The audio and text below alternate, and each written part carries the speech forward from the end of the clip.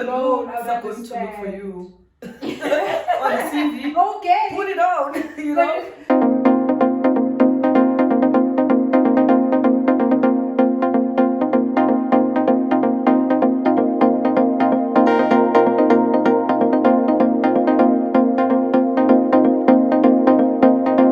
Our new family members, welcome. Please don't forget to subscribe, like, and comment down below. No, we're not going out. Go to Baleza. Anyways, so today, guys, we'll be talking a little bit about CVs, the structure of the CV, what we should include in the CV for both professionals and students. So, guys, how should my CV look like? I just finished varsity, I just finished college, I just finished matric. How should my CV look like? Straight to the point. But it should have important information. Relevant, important information about you, kind of. Okay, that's good to know. So anyways, guys, just a full disclaimer, right? Please, we are not expecting this. You can use any CV format you like, but what's important, like what xoxo said, is Get rid of the borders. Yeah. Straight to the point. Yes. That's a good point. And also mention the CV is all about you. You're selling yourself to whoever that you're applying for, so that they give you an opportunity to talk about yourself and to showcase your skills and all of those things. So guys, let's talk the structure of a CV, right? Is to put your basic information at the top. It can be either center, it can be either left. Moholo, Koki at Gmail, Koki at Yahoo, my cell phone number, Yes. and Your location. That's it. Remember, we're saying not your full address. You don't have to if you're not comfortable. I think just a suburb on high level. Okay, so Johannesburg, Gauteng, Gauteng. and then your area code if you can put it. Okay. So after you've done with that's like basic information details for contact details for yourself, right? And then we move on to the profile/summary. So profile/summary, what should we include? What are you discussing there? Are you talking about yourself? In a short paragraph, it shouldn't be long, definitely. It should be at least it should be 3 to 5 lines, not more than that. Not more than that. I think since you're a student, rather say what you've completed and what you probably Aspire to to. do. I think it should be short. You don't want something not explained. lengthy. But I think it should also be it should show a bit about, because if you're a student, you haven't worked, a glimpse of who you are, and like you said, what you are open to and what you aspire to be. So 3 to 5 lines I think should cover it. No paragraphs, guys. Please Try. I come from Tembisa. I was. And I feel like just stay away from I to you. Some people say I is a lot. I am this. I am this. I am this. So you know what? Another friend of mine advised to always put it in third person. I was about to say this I thing is just because it avoids. Because now it's like they are communicating to you through your eyes, and somebody can just put them off at that time. So always try to do it in third person. Okay. And I is not formal. I feel like if you constantly say I am this, it's no longer as So what do you say? She. No, not really. But try to refrain from I.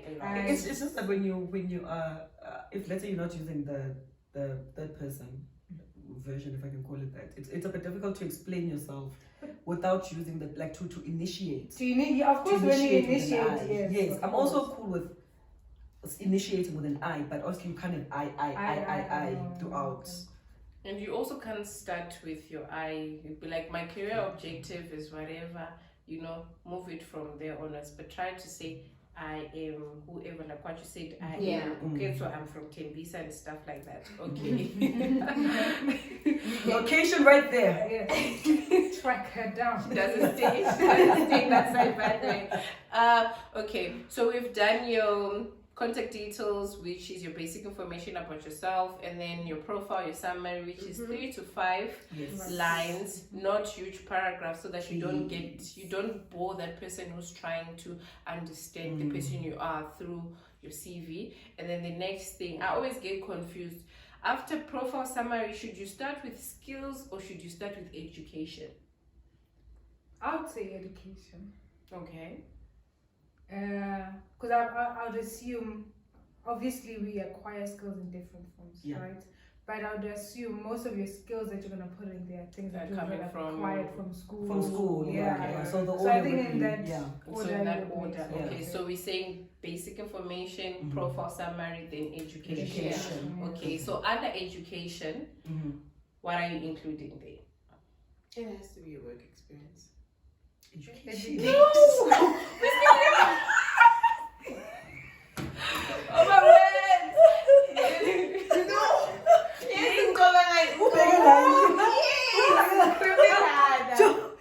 You know what you think it's a right? I meant to say education. You got a work experience. You see, you really want to emphasize on the work experience. Why do we include there? So for me, I would say start with your latest qualification. Okay. Right? Okay. The latest qualification that you have received, start with that, and then proceed with The name of the institute. that you have acquired in the space of time that you have studied and so forth. So now my question is, should you include your modules and subjects? Yeah. Yeah, because you're For student. tertiary. Yeah. For tertiary and Maybe for your last years when you major measured in. them. Yeah, I think the subjects you measured in makes And makes those you sense. enjoyed as well. I mean, Yeah. what if you Yeah. enjoyed arts and there's a company looking for an arts student? Yeah. That's Maybe. true. That's true. And maybe That's true. just if you're listing them, maybe don't list them in like Bullet point four, but like just put them in like a in linear format. format. Yeah, I So, think okay. that also says, because what we're trying to do is you don't try to have like a very lengthy CV. You want a short but very impactful CV at the end of the day. So basically include the name of the institute, yeah, the year, Completed and the qualification that you received and the modules, yes, and then you list them. And then also with your matrix, same things apply. whatever level of matriculated. institution, But experience you for have. matric, do you think you should add your subjects as well? I think the you one, should. They Because probably you're should, still, eh? yes, Yeah. you're still a student. They want to see maybe They you want majored to in see. science, you majored in accounting, you majored in arts, history, or whatever. So I think you should. Okay. But then, sorry, just before we move on to the next one, I think as well, you should not feel demotivated if, let's say, you happen to be looking for a job and you haven't yet completed. I think you can still put that in brackets to say that it's in progress. Yeah, so please don't think that CVs are only when you have acquired. Yes. If you're still busy, maybe put it in brackets or put it somewhere to say that still in progress and you know you're going. Yes, you know you're going this route. Yeah. So that you're making them aware that you Yeah. know what it is. It's still in I progress. want something, I want some Yeah. experience, but at the same time, I'm studying. Yeah, you know. 100%. Okay, I agree with you. All right. So what's the next one? It's skills. We have agreed that start with your education and then go to your skills. Yeah. So now the skills, put all the soft skills and hard skills that you've acquired. All the skills that you've acquired.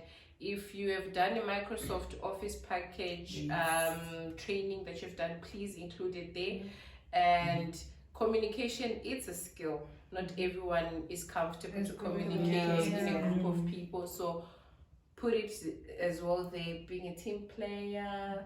And if you're a person who did any training or any practicals out there, but you didn't acquire maybe a certificate for it and stuff, but you know how to do them, you can put them as a skill underneath, because that's a hard skill. Yeah, that is a hard skill. Yeah. It can also help you to get a job, you know. You never know, so you just include all. It doesn't matter, hard and soft skills, include them there. You're just showcasing that, okay, you are able to do 1, 2, 3, so that the person who looks at it like, okay, this person is quite familiar with a lot of stuff. So when it comes to skills, right? I think if you now like structuring the type of skills that you have, you want to make sure that you don't mix up your soft skills and your hard skills, right? Because then it might just be a bit confusing for somebody who's considering your CV for employment. So maybe just try and structure it in such a way that you split the two. Because I mean, your hard skills could be, let's say for example, in IT, you've acquired skills in VB programming, for example. I mean, if you combine that and you combine that with communication, it's that's a bit cluttered in a way. It's confusing. It's very confusing. So I think if you find a way to just differentiate between your soft and your hard skills, I'm not too sure what headings you would use. Would you rather say skills and then maybe below that soft and just maybe in that format where you just kind of split them. Maybe soft or hard skills is not the right word to use. I think that's what I'm trying to maybe move towards. But I think because I've never seen that in a CV, but I think we'll research for you guys. We have to check that. The links definitely. Yeah, but separate the two. But in one place. Oh, okay. So now after your skills, right? And then what's next? Do you put work experience or volunteering section? Because now you're a student. There are some with a work experience, then there are some that volunteered somewhere, right? Because volunteering sometimes is not considered as work experience as thing, but it was just like you offering your service. I'd say work experience. You still put under work experience. I side with that as well. Okay. Yeah, because now when you volunteer, it's almost like projects. You are minimizing what you had done. Not to say that volunteering is not something that is good, but I'm saying on a CV, it's almost like you're saying I worked, but I didn't really work. You see, so just. Volunteering is good, but put it under work experience. I think work experience makes more sense. Okay. So any work that you've done, volunteering somewhere or helping someone, maybe with a project, and if it was like for a month or whatever the space of time that you did, do include it in your work experience. So that it boosts you as well for that. Okay guys, so we have concluded that all the work that you've done, volunteering, any project that you've worked with, if it's a space of a month, it's a space of 2 weeks, but whatever that you were doing, if you're helping someone, include it under your work experience. Okay, so that it gives you exposure to that person that's looking at your CV, that you have done something, you've worked amongst people, you have interacted to somebody, right? And you've interacted with people here and there. Okay. So do you also put it in the form of the latest being on the top? Definitely. Everything. The latest always at the top. It's at the top. Yes. All the time. In order as in how you Yes. Okay, so we've done your work experience. So for me, I would say, since you're a student, I would say put interest and hobby, so that they get to see that this person has a kind of interesting personality. If you love music, if you love basketball, if you love swimming, cooking, just a small section there, your interests and hobbies, and then you also put it in in bullet point form. So you can put them maybe 3 columns. So in a column you put three. So that is just not in one line, and then it extends the page. Okay. The last section will be your references. Rather not put it, but don't just say if you require available. Because you don't want to sell people's numbers. There should also be a picture of yourself. Should it? CVs nowadays actually have but I don't like the idea, because now I feel like it won't be a fair selection, because you have a picture there now. It's based on looks now. Like I feel like just don't stay away from them. I've heard that nowadays they do with a lot of CVs now. The way that people structure their CVs nowadays, you know how Tina, we are now talking and the structure is almost like going like all the way down from but nowadays they'll put everything and try and put it in like 1 or 2 pages. Yeah. So on the top right corner, it might be your basic info, and then below that would be a picture of yourself. Yeah. In the middle, it's another section, and then on the left, it's another section. I get that. I'm not saying don't include it, but I feel like including it is it.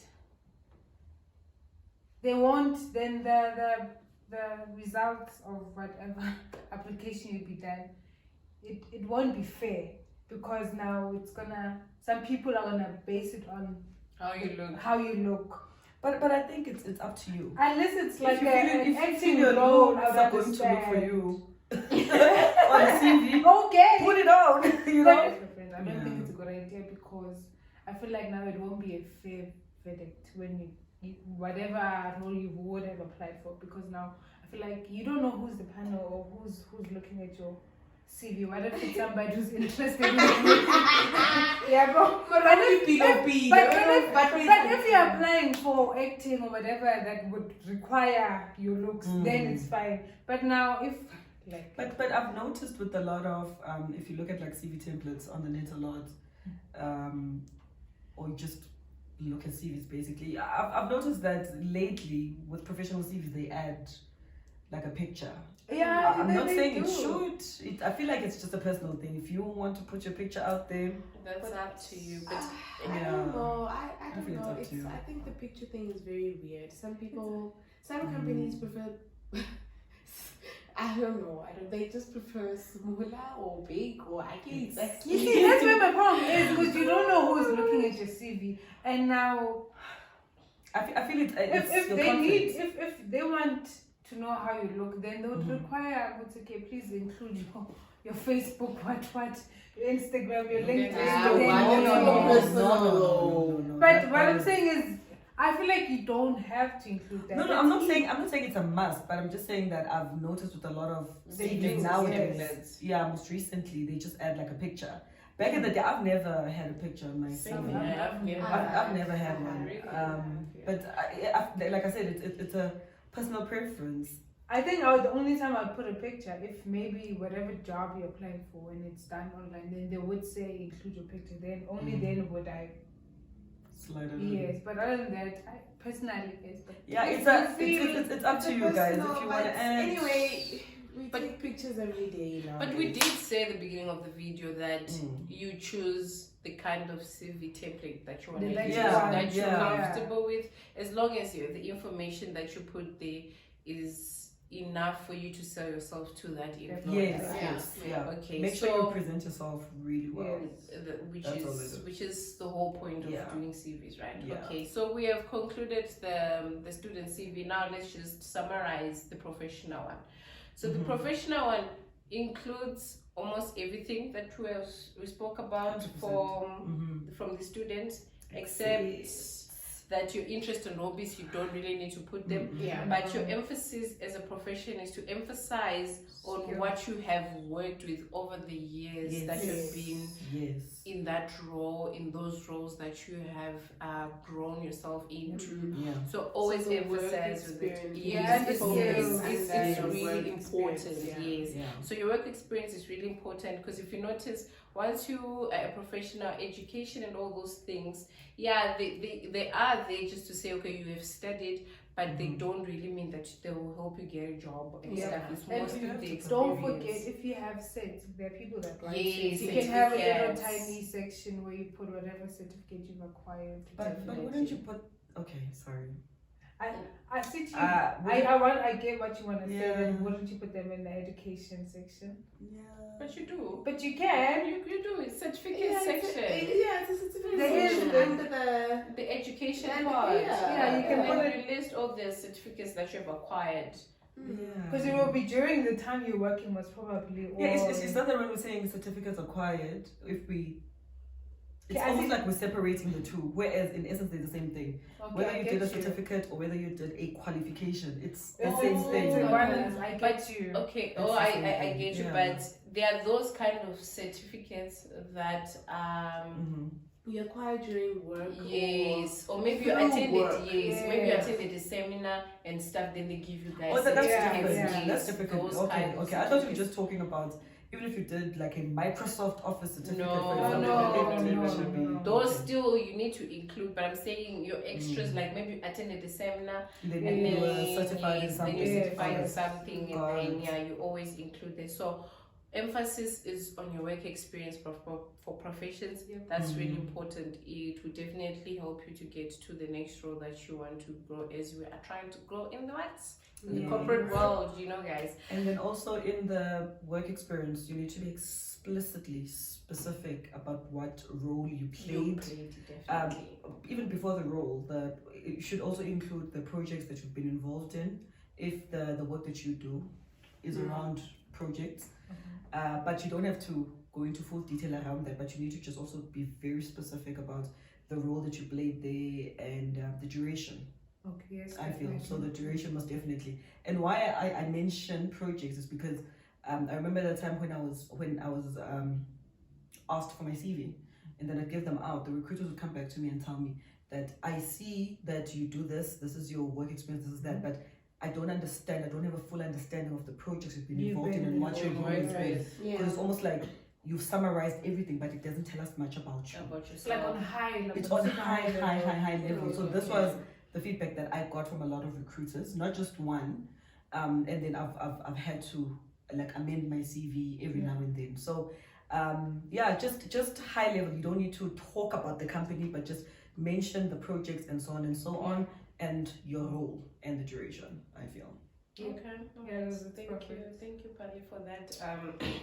It's actually helped me as well, since I'm a professional, that in the near future, whenever I'm planning a CV, I need to be it needs to be detailed. Yes. It needs to be detailed, like work experience. I think it's because we always have this culture of most probably I'm giving too much information. But most definitely. Also, you don't necessarily have to go into detail about the full project. You don't have to talk about everything in the project, but what your role was, what you kind of accomplished in that specific role. So guys, to just summarize on the CV templates and everything, let's just summarize on the structure. We keep saying this, guys, because we just want to make sure that you know the right of content, the right of everything that you're putting on your CV that is important for you, so that you don't feel like you're lacking something when you are applying and so forth. So we always say start with your basic information. The basic information is your summary / profile. Then after that, you put your education. In your education, put everything that you did, your certificates, your qualification, everything that you have acquired. Always start with the latest. Yes, definitely. Then after that, we go to your soft skills and your hard skills, right? And then after that, you go to your work experience. Then after your work experience, you talk about your hobbies and interests. If you're a student who's looking for a job, if you're not a student, if you're a profession, don't include that, because they already know your personality through your work experience. You understand the story about you anyway. That's actually your experience and your interests and hobbies and everything, because you're interested in whatever role that you're applying for. Then on your last section, which is your reference, don't provide references unless they ask for it. So always put available on request at the end. So that's basically copy it. It's been going on. You can say that one. It's been going on lately. So guys, we hope you love our CV video. And please don't forget to like and subscribe down below. Those buttons. Definitely. So in our next video, we'll just be talking about interviews, and we're definitely planning on bringing an expert, especially when it comes to interviews and CVs. Please be on the lookout, and thank you for tuning in. Bye guys. Bye.